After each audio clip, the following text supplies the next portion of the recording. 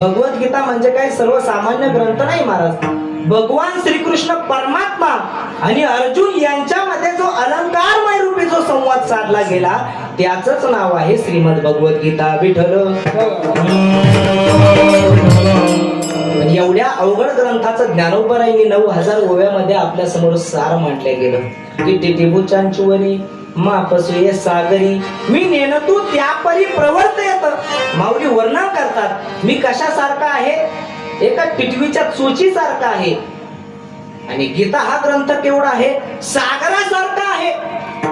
जर त्या टिटवीनं जर ठरवलं की हा सागर अख्खा उपसून टाकायचा, किती दिवसात उपसेल हो सागर, ते किती दिवसांमध्ये मोकळं करेल. टिटवीची चोच केवढी, टिटवी केवढी.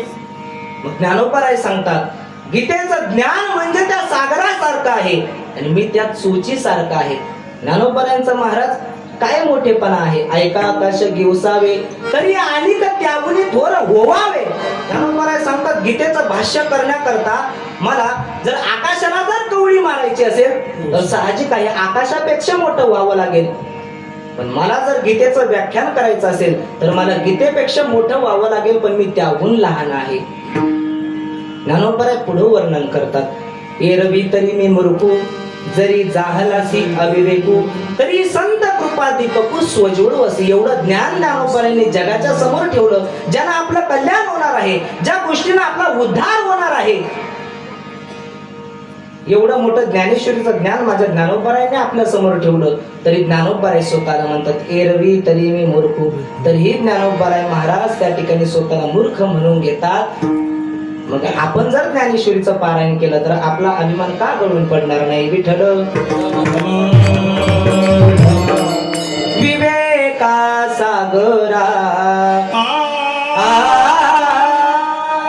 ज्ञानाच्या सागरा सख्या माझ्या ज्ञानेश्वरा सख्या माझ्या ज्ञानेश्वरा सख्या माझ्या ज्ञानेश्वरा सख्या माझ्या ज्ञानेश्वरा.